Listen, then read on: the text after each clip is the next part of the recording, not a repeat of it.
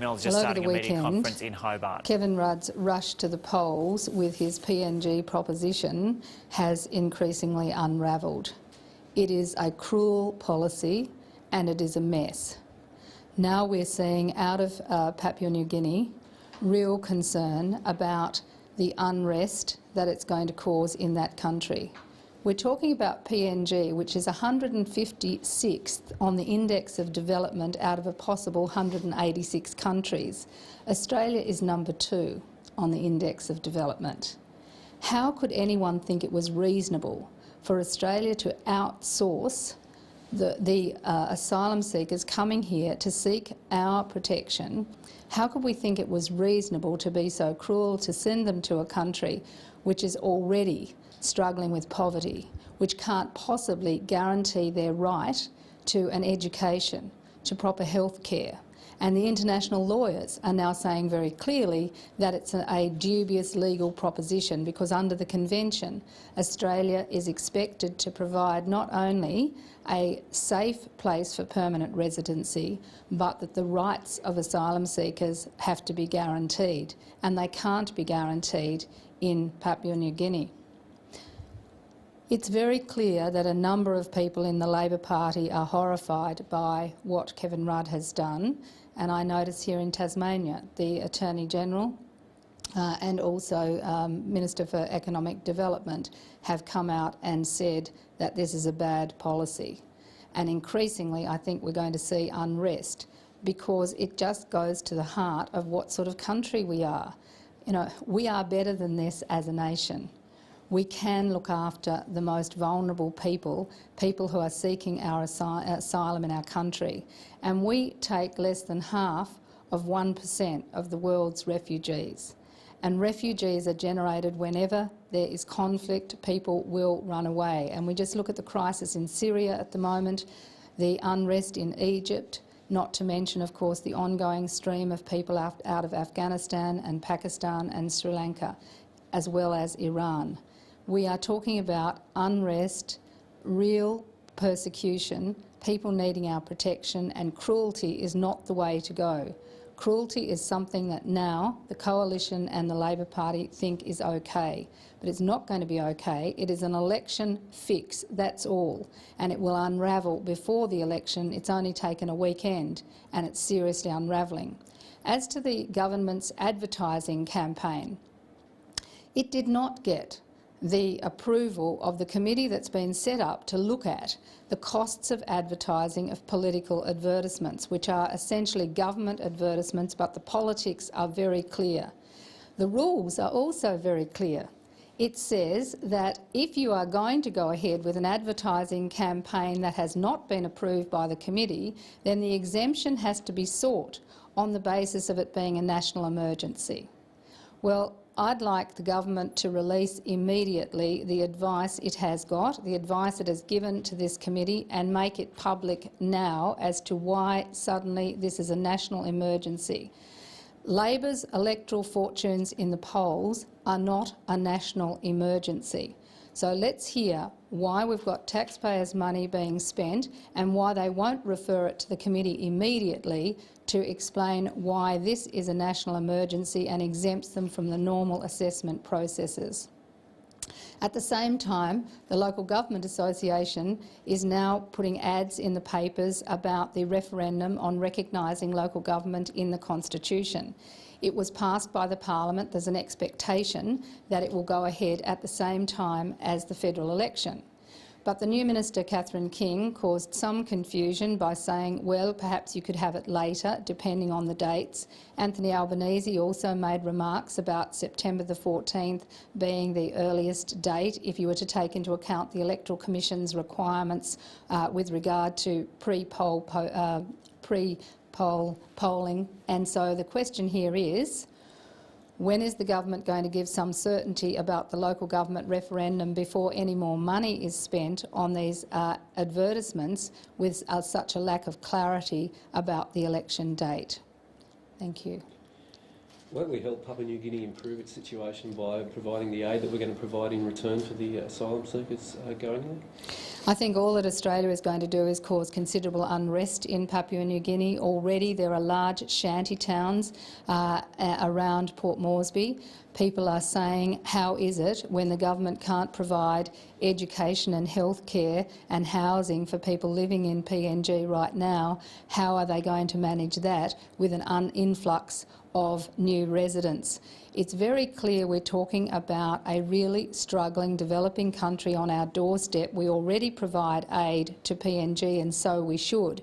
But now we're going to create a couple of classes of citizens in PNG, with Australia putting money and building these camps, providing some services for some people and not others. I think rather than suggest that this is going to increase the safety and development in PNG, it's more likely to cause considerable unrest. This is a country that has just reintroduced the death penalty, and one of the crimes for which it's reintroduced the death penalty is piracy. Interestingly, there would be people who argue that Tony Abbott's idea that you can board a boat on the high seas would be, in any other definition, piracy. But equally, the death penalty is now in PNG for for rape and murder and a whole range of other things. But apart from that, you now get jailed in PNG for 14 years for being a homosexual. Is this really where we want to say that we would provide people with safe asylum? Well, I think we've got to come back to the fundamental question of what's fair and decent here. We are a rich country. We ought not to be outsourcing asylum seekers to a poor neighbour so desperate that they're prepared to sign on the bottom line just to get Kevin Rudd out of a very difficult political situation as far as he sees it. This is not about asylum seekers. This is about the politics of the election, and that's what makes cruelty so disgraceful. That cruelty should be at the heart of this election. Well, let's make treating people kindly. Let's make a fair go central to this election. Let's actually say to Kevin Rudd that we repudiate this revolting, repugnant and cruel policy. But there have already been reports out of Indonesia that thousands of people have said that they will now not get onto the boats. Surely it's acting as a deterrent for the people over there not to get on the boats in the first place. I mean, it's unsafe. We've got people going overboard. Surely you would support a deterrent? I don't support deterrence. It doesn't work, and that's clearly, it hasn't worked. Last year, when cruel policies were introduced, both the government and the coalition said, yes, this is the right way. Let's be cruel to people and that'll stop them coming. And we have had the numbers increase fourfold. Deterrence hasn't worked because you can never be as cruel to people as the circumstances in which they're leaving. In Iran, for example, you now have judicially condoned amputation. They are jailing academics, they're jailing journalists, they're jailing bloggers. Now, if you're going to have your hands cut off for writing articles against the regime, what can Australia do to you that is worse than that? And that is why deterrence never works. But what we need to do is put people back into the heart of the argument. What the Labor Party and the Coalition have tried to do is reframe the issue around being an issue of people smugglers. It is an issue about how we manage refugees seeking asylum in our country. Let's put it back to the frame that we need to be talking about it in, and the best way of doing that is to increase the humanitarian intake. Let's take 3,800, as the Houston panel said we should, from Indonesia and Malaysia, and let's place them, and then start putting the money into the UNHCR assessment processes in Indonesia to speed up those. They're the things that give people disincentives, not engaging in absolute cruelty in PNG. The Greens are obviously furious about the PNG deal, but what can you actually do to stop it? Well, I think the Australian people recognise that this is not a fair go. You know, Australians pride themselves on giving people a fair go, and we get really excited and want to tell good stories. Our Young Australian of the Year this year is an Afghan refugee, and we said, fantastic, isn't that great? And what a great job he's doing in Australia supporting Indigenous communities and the like. We are decent people, and whenever there's a disaster, we really shine at helping one another and getting to the heart of the matter.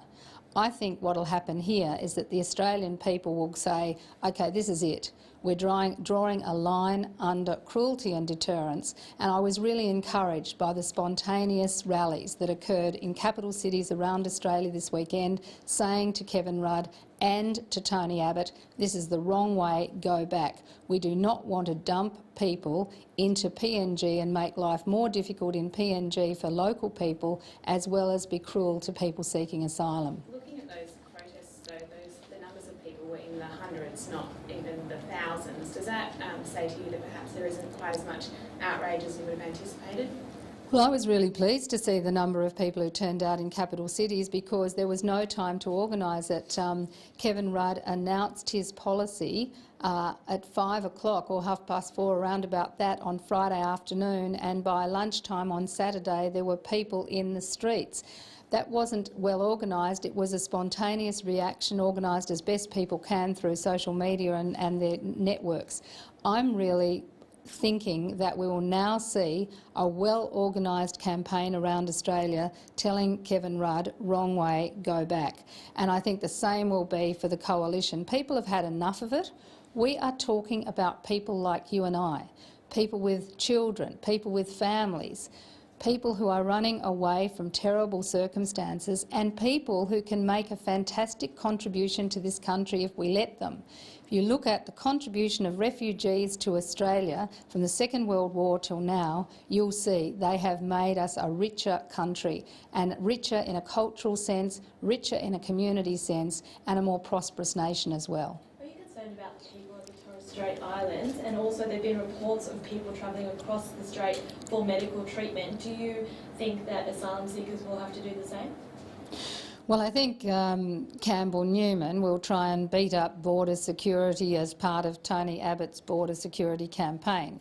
Having said that, though, when you engage in this kind of panicked response and ill-considered policy, you might have perverse outcomes, and that's why you have to get back to basics and give people the opportunity for a safe pathway and proper assessment from Indonesia and Malaysia, or else you will get perverse outcomes, and it's not beyond the realms of possibility that people will try and get in boats to go to New Zealand as well.